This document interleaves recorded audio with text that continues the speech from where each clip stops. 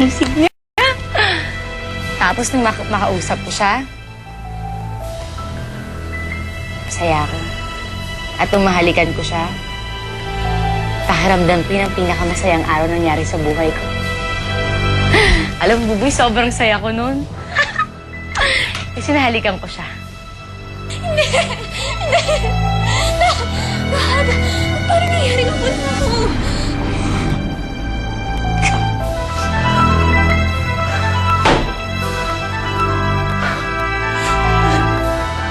Si Aba, bigla na lang dumating dito isang araw. Dala-dala ka. Ang sabi niya, anak ka namin. Ako naman si Gago! Naniwala, and it took time for me to realize na hindi kita tunay na anak. Dad, sabihin niyo, nagsisinungaling na kayo. Kahit anak niyo ko. Anak niyo. I'm sorry, Sheila May. But I'm telling the truth. You are not my daughter. You never were! No! Aba!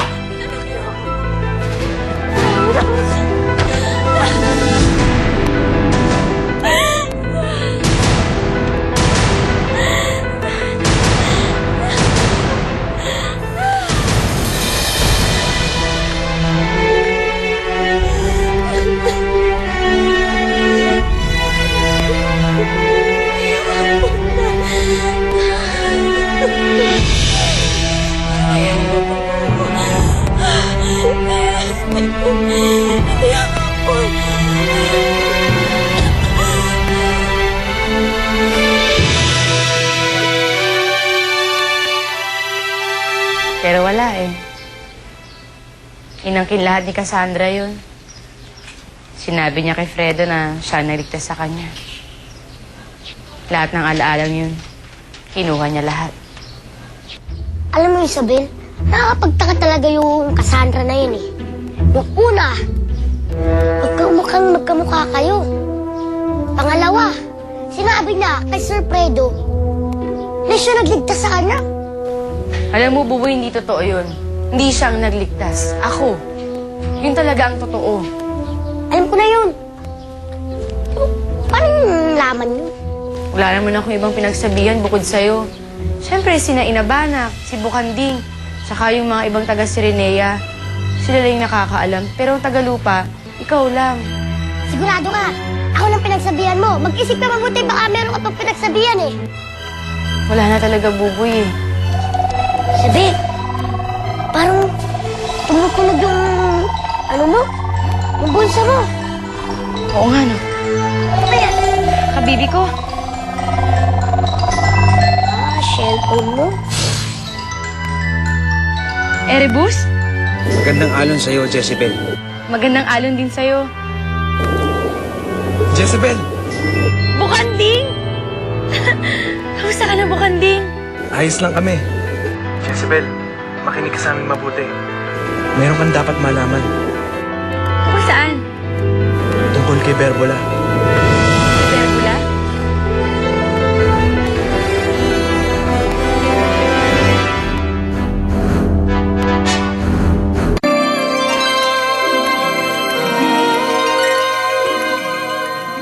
Bakit? Ano ba nangyari sa kanya? Nakuha niya ang perlas. Jezebel, nandyan din siya. Bukanding! Anong ginagawa mo dito? Bakit nawala? Ano nangyari sa kanila?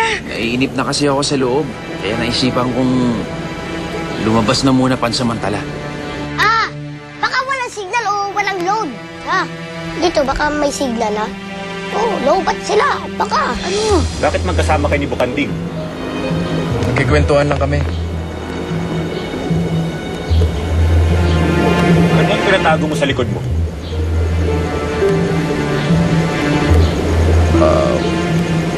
Wala.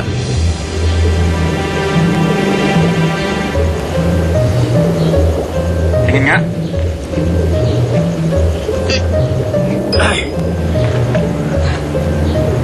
Sinong kausap nyo? Bukanding! Wala eh. Ano ba yan? Akala ko lang imported dyan. Bakit ganun? Bakit nawala? Sabi sa akin ni Bukanding, may sasabihin daw siya sa akin tungkol kay Berbula. Wala. Wala. Bakit nasa niyo ito? Hindi laruan tong kabibing ito. Ginagamit lang ito sa mga importanteng bagay na may kinalaman sa palasyo. Sino nga yung Berbula na, Beth? Si Berbula, anak siya ni Reyna Janga. Dati ako nanimilbihan sa kanya. Napakalupit niya. Palagi na lang niya ako pinapagalitan. Palagi niya akong sinasaktan. Alam mo ba na siya ang dahilan kung bakit ako naparusahan si Serenea? Dahil sinumbong niya ako na ligtas ko si Fredo noon. Oh, maldita pala talaga yung Berbula yan yung sinasabi mo. Erebus, sana tumatak sa utak yung pinag-usapan natin. Tandaan mo, maraming mga matang kapanti sa'yo. Isa na ako. Naku, Buboy, sobrang maldita. Alam mo, nung bata pa lang ako, kontrabida na siya ng buhay ko. Lagi niya akong sinasaktan, palagi niya akong inaapi. Palagi niya ako inuutusan kahit hindi naman dapat. Napakalupit talaga niya sa akin. Pero sinisigurado ko, hindi niya na ako masasaktan. Hindi niya na ako maaapi. Dahil nandito na ako sa lupa. Siguraduhin mo lang. Oo na.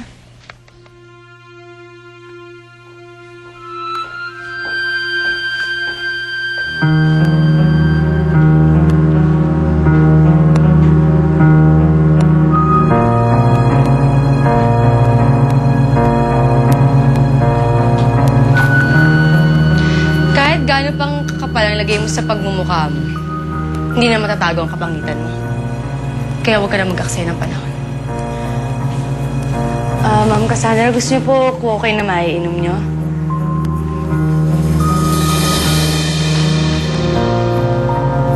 Huwag mo ko tinatalikuran kapag kinakausap kita. Hindi ako ganit, Isabel. Alam ko na may pagtingin ka kay Fredo. Kapal din naman ang mukha mo. Sa pangit mong yan, nag-iilusyon kang magustuhan ka ni Fredo na napakagwapo. Kung lalaitin niyo lang po ako, aalis na lang po ako. Matapang ka rin, ano? Baka nakakalimutan mo kung sino kaharap mo. Ako lang naman ang babaeng pinakamamahal ni Fredo.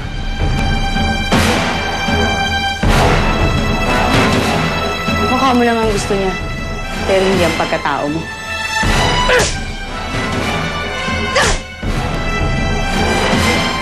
Wala kang karapatang sagot-sagutin ako. Baka nakakalimutan mo. Katulong ka lang dito. Wala kang halaga sa bahay na ito. Isa ka lamang taga-silbi. Taga-sama.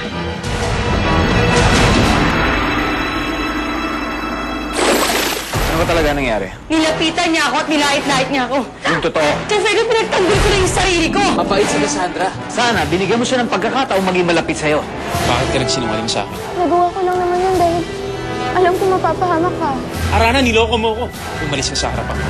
Umalis ka, sabi! Plastikan na lang ang plastikan. Tayduran kung tayduran. Tandaan mo, Isabel. Puso ni Sir Fredo ang nakataya dito sa laban na to. Tandaan mo yan. Papatayin mo ako?